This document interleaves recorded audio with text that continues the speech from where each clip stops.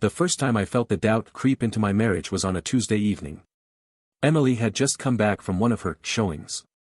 She was a real estate agent, so it wasn't unusual for her to have an unpredictable schedule. But something about that evening struck me as off. She walked into the house with a spring in her step, her cheeks flushed and her hair slightly tousled by the evening wind. Normally, she'd head straight for the shower or plop down on the couch with a glass of wine after a long day, but this time, she lingered near the door, texting someone on her phone. "Who's that?" I asked casually from my seat in the living room. "Just Mary," she replied without looking up. "She's asking about tomorrow's listings." I nodded but felt a pang of unease. Emily had always been transparent with me about her work. She'd share her frustrations about difficult clients or laugh with me about quirky house hunters who thought they could haggle down mansions to half their worth.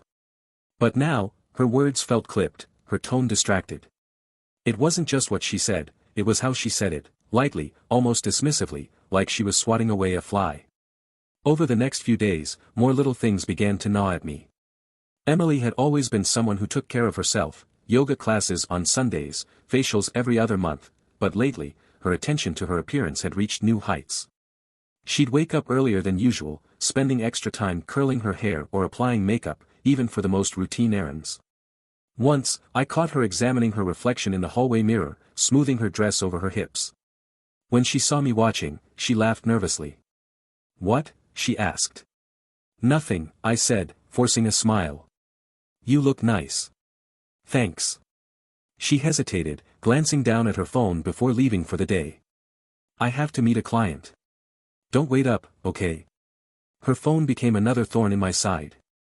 Emily had always been the kind of person to leave it lying around, on the kitchen counter, on the nightstand, or tucked in her purse by the front door. But now, it was glued to her side. She kept it face down during dinner, and every time it buzzed, she'd glance at it and press it to her chest like it held a secret she didn't want me to see. One evening, I walked into the bedroom while she was on a call. She didn't hear me at first, her voice light and animated as she spoke. I couldn't make out the words, but the tone was unmistakable. It wasn't her usual, professional cadence. It was softer, warmer. When she saw me, she stiffened and quickly ended the call. "Who was that?" I asked, trying to sound casual. "Oh, just a client," she said, a little too quickly. "They're thinking of putting in an offer." Her explanation felt rehearsed, like a line she'd used before. But I didn't press her. Instead, I watched as she busied herself with her makeup, fixing a stray curl in her hair. The room felt smaller, heavier, like there was an invisible wall between us. That night, as she slept beside me, I stared at the ceiling, my mind racing. For the first time in 15 years, I found myself questioning her honesty. Was I overthinking things? Was this just a rough patch, the kind that every marriage goes through? Or was it something more? The turning point came a week later. It was pouring outside, the kind of relentless rain that made me grateful to be indoors. Emily had claimed she needed to meet a new client across town, so I expected her to be gone for hours.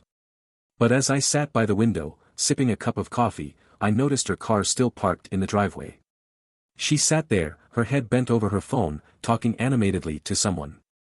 I couldn't see her face clearly through the rain-streaked glass, but the way she gestured, the way her shoulders relaxed, it wasn't how she usually looked after a day of work. When she finally came inside, I asked, "How was the client?" She hesitated, just for a fraction of a second, before replying. "Good. Really promising. They're interested in a showing next week." The lie was seamless, smooth, but I felt the weight of it settle on my chest. I didn't say anything, but that night, I found myself opening her laptop, something I had never done before. It felt wrong, like crossing a sacred boundary.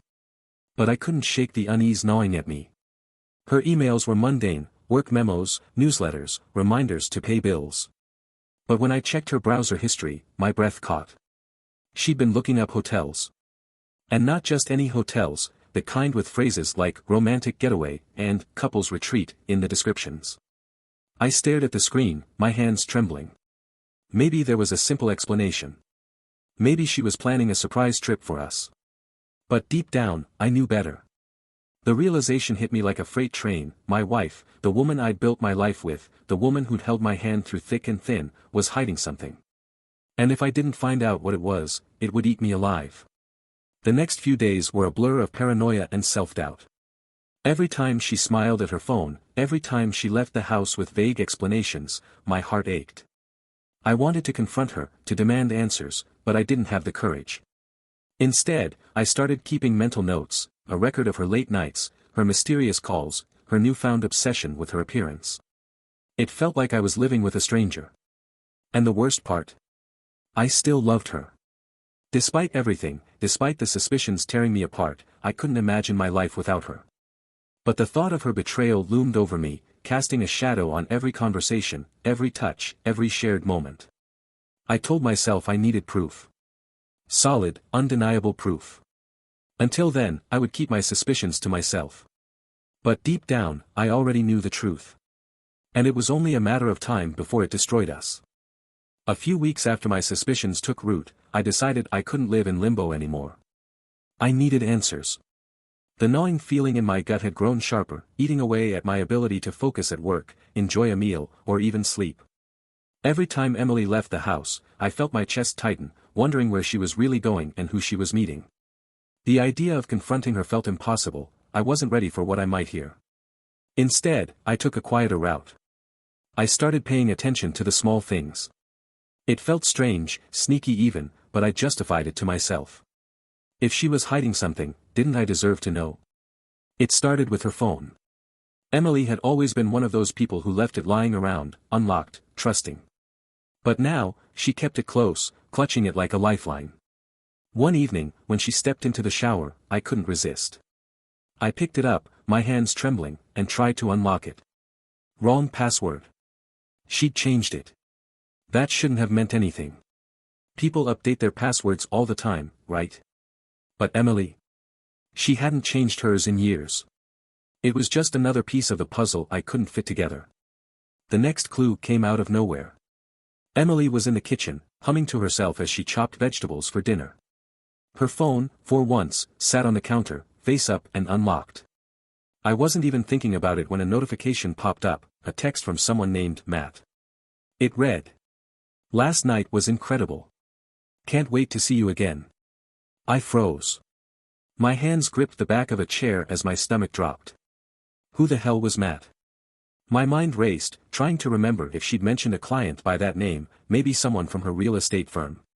But the tone of the message, no, it didn't fit. I felt like I'd just stepped off a cliff and was falling, endlessly falling. Emily noticed me standing there and turned. "Everything okay, babe?" she asked, her voice light, casual. Too casual. "Yeah," I said quickly, my voice cracking slightly. "Just, zoned out for a second." She smiled and went back to chopping. Meanwhile, my mind was spinning. I wanted to grab her phone, read the rest of the conversation, demand an explanation. But I didn't. Instead, I swallowed the lump in my throat and sat down, trying to act normal. That night, I lay awake, staring at the ceiling while Emily slept peacefully beside me. My thoughts were a tangled mess of anger, sadness, and confusion. What was happening to us? Where had things gone so wrong? I couldn't shake the image of that text from my mind, couldn't stop hearing the words over and over. The next morning, I made a decision. If Emily was hiding something, I was going to find out what it was. I needed the truth, no matter how painful. The search for proof. The opportunity came 2 days later. Emily was running late for a showing, rushing out the door while I sipped my coffee and pretended to check emails. In her haste, she left her laptop open on the kitchen counter. My heart raced as I glanced at it, the screen glowing with possibility. I didn't waste a second. As soon as her car pulled out of the driveway, I opened her email. My fingers moved quickly, scanning through folders. At first, there was nothing, just boring work correspondence and spam. Then, in her drafts folder, I found it. A partially written email to someone named Matt. It wasn't long, just a few lines, but it was enough to make my blood run cold. "Matt, I can't stop thinking about last night. You make me feel alive in a way I haven't felt in years. I wish I didn't have to go home." My chest tightened as I read the words again and again. It felt like someone had punched me, knocked the wind out of me. I wanted to slam the laptop shut, throw it across the room, do anything to erase those words from my mind. But instead, I took a deep breath and closed the draft, careful not to leave any trace that I'd seen it. I needed more proof, something undeniable. That night, I made my move. While Emily was asleep, I snuck out to the garage and grabbed an old smartphone I hadn't used in years. I spent hours setting it up, downloading apps, and learning how to use tracking software. It felt dirty, invasive, wrong. But I told myself it was necessary. If Emily was betraying me, I deserved to know. The next day, when she left for her afternoon meeting, I slipped the phone into her bag. My heart pounded the entire time, terrified she'd catch me. But she didn't. She gave me a quick kiss goodbye and walked out the door, completely unaware. A shocking discovery. By the time evening rolled around, I was a wreck. My hands trembled as I opened the tracking app, watching the little blinking dot that represented Emily's phone. She wasn't where she said she'd be. Instead of being at the office, she was at a hotel downtown. My stomach churned as I stared at the screen. A hotel. What was she doing there? Who was she with? My imagination ran wild, filling in the blanks with every worst-case scenario. I drove to the hotel, parking a block away so she wouldn't see me. My heart pounded in my chest as I approached the lobby, unsure of what I'd find. Inside, I spotted her instantly. She was sitting in a corner booth of the hotel bar, leaning across the table toward a man I didn't recognize. He was tall, with dark hair and an easy smile. They were laughing, talking, completely absorbed in each other. And then, she reached across the table and touched his hand. It felt like the world stopped. I stood there, frozen, watching the woman I loved with someone else. My fists clenched, and for a moment, I thought about storming over there, demanding answers, making a scene. But I didn't. Instead, I turned and walked out, my chest tight with a mix of rage and heartbreak. I sat in my car for what felt like hours, staring at the steering wheel, trying to process what I'd just seen. This was it. The proof I'd been looking for. Emily was cheating on me. There was no denying it now. But what was I going to do about it? I didn't sleep that night. Every time I closed my eyes, I saw her in that hotel bar, laughing, leaning in close, touching his hand like she used to touch mine. The images looped in my head, mixing with flashes of our wedding day, vacations we'd taken, and nights spent talking about our future. It felt like two versions of Emily were colliding, the woman I thought I knew and the one I'd seen with my own eyes. By morning, I knew I couldn't keep going like this. I had to do something. The thought of confronting her made my stomach churn, but I couldn't let her lies keep eating away at me. I needed answers. Emily came downstairs looking fresh, almost glowing, like she didn't have a care in the world. She kissed my cheek, her lips soft and warm, as if everything was fine. "Morning," she said, grabbing a mug and pouring herself some coffee. "Did you sleep okay?" "Not really," I replied, trying to keep my voice steady. She frowned, her eyebrows knitting together. "Oh no, why? Bad dreams?" I shrugged, forcing a casual tone. "Just a lot on my mind." She nodded, already scrolling through her phone. Her attention was elsewhere, like it had been for months now. She didn't seem to notice how tightly I was gripping my coffee mug or how long I was staring at her. I was studying her, searching for something, some sign of guilt, some flicker of regret, but all I saw was contentment. Maybe even happiness. And that stung more than anything else. Over the next few days, I kept my emotions bottled up and stayed in the background, watching her. Each time she left the house, I pulled out my phone and checked the tracking app.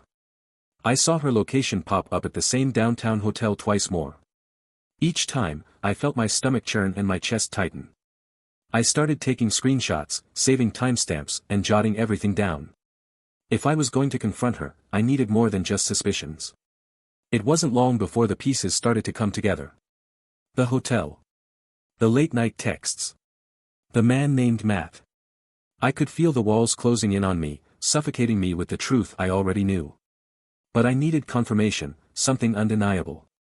So, I called a private investigator, Charlie, a guy a buddy of mine had used once during his own messy divorce. Charlie was blunt, straightforward, and no nonsense. When we met at a local diner, he didn't mince words. "If she's stepping out on you, I'll find out," he said. "But you've got to be ready for what I bring back. This stuff can get ugly." I nodded, my throat tight. I need to know the truth. It didn't take long for Charlie to deliver. 2 weeks later, he called me and asked me to meet him at a quiet cafe on the edge of town. I arrived to find him sitting in a corner booth, a folder in front of him. He slid it across the table as I sat down. "That's everything," he said. "Photos, timestamps, and even some audio. Take a deep breath before you open it." I didn't need a deep breath. I opened the folder, and the first photo hit me like a punch to the gut. It was Emily, walking into the downtown hotel with Matt. His arm was around her waist, his hand resting just a little too low to be friendly. There were more photos, Emily and Matt at dinner, holding hands in the park, laughing together like they didn't have a care in the world. Each image was a knife in my chest. Then there was the transcript. Charlie had managed to record one of their phone conversations. I skimmed the typed words, my heart pounding as I read. "Emily, I can't keep this up much longer. He's starting to notice." "Matt, so what? Let him. It's not like he can do anything about it." "Emily, it's not that simple. He's a good man. He doesn't deserve this." "Matt, if he's so great, why are you with me?" I shut the folder and sat back, feeling like the air had been sucked out of the room. My hands were trembling, and my jaw was tight. I couldn't believe what I was reading, and yet, it made perfect, horrible sense. Charlie sipped his coffee and watched me carefully. "I know this is rough, man," he said. "But if you're planning to confront her, you've got everything you need." I nodded, barely able to speak.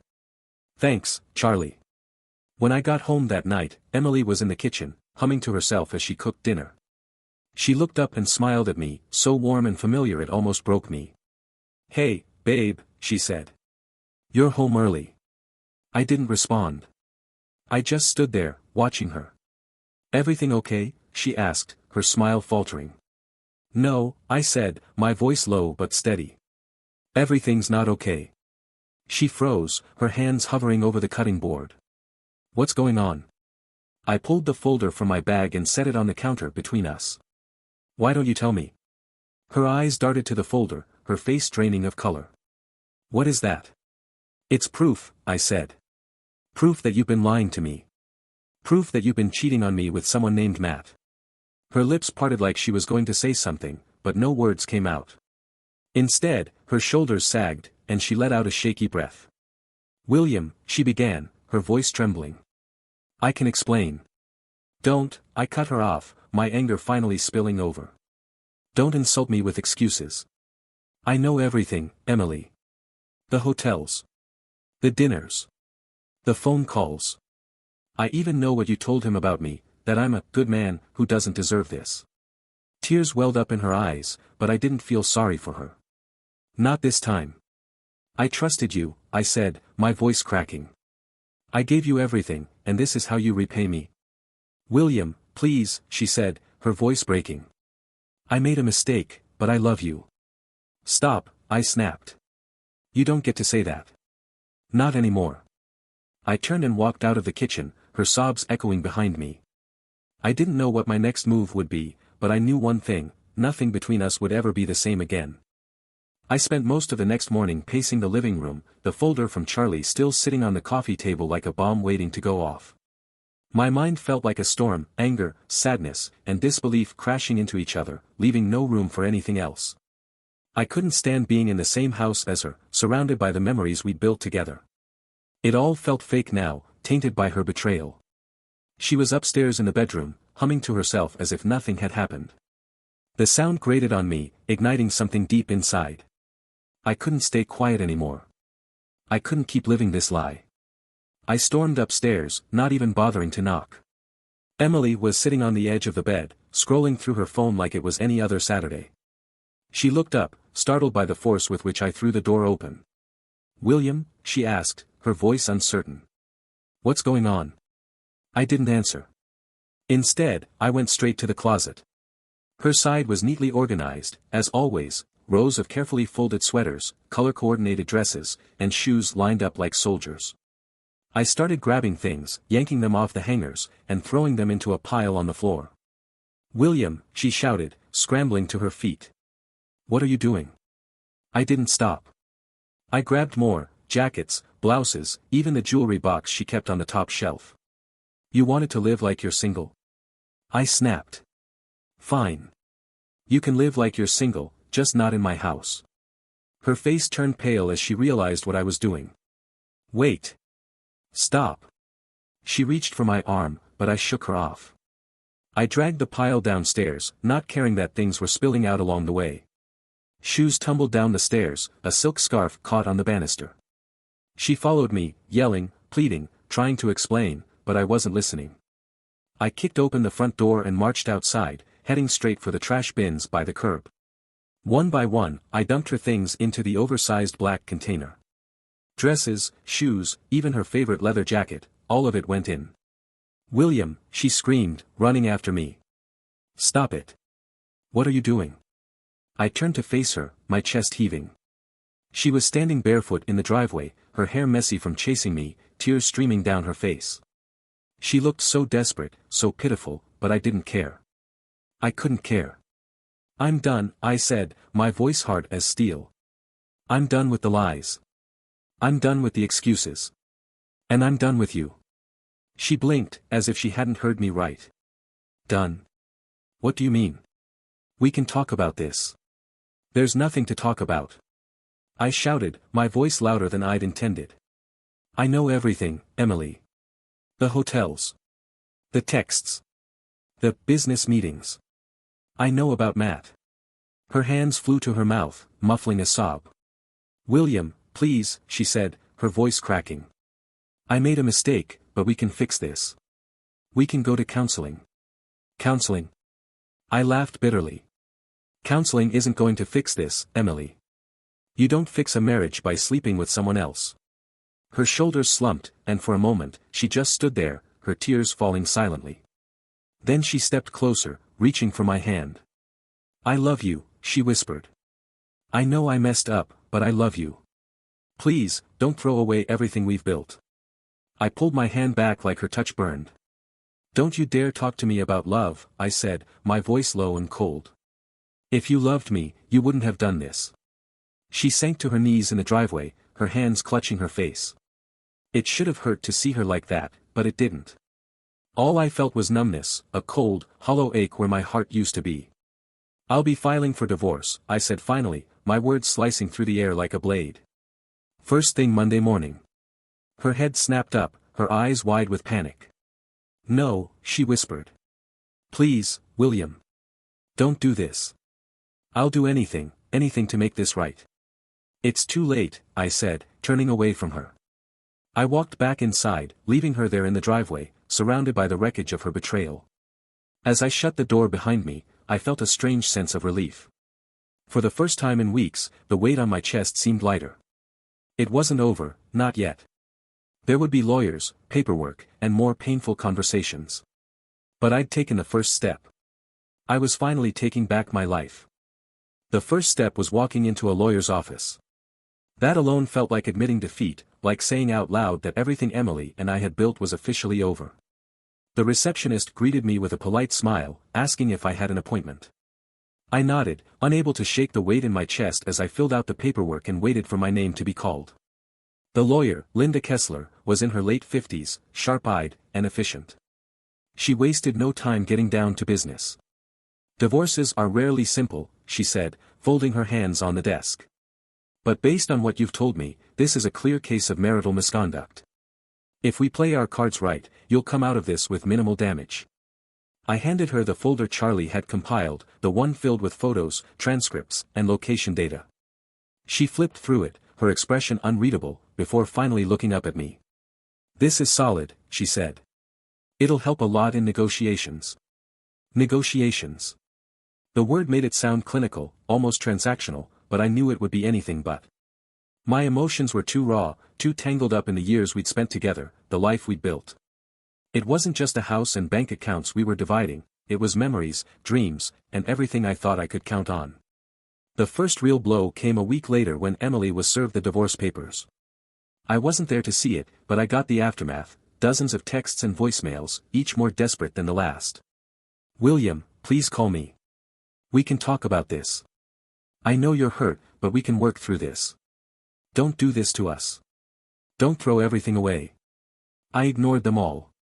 I couldn't bear to hear her voice, let alone sit through more of her apologies and excuses.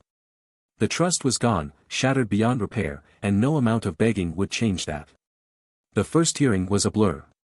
Emily showed up with her own lawyer, a young guy who looked like he'd just passed the bar. He tried to argue for mediation, claiming that reconciliation was still possible, but Linda shut that down quickly. "My client has provided substantial evidence of infidelity," she said, her voice calm but firm. "This isn't a matter of misunderstanding or miscommunication.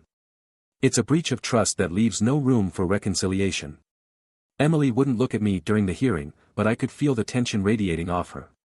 Her shoulders were hunched, her head down, as if she was trying to make herself smaller, less noticeable. For a moment, I almost felt sorry for her.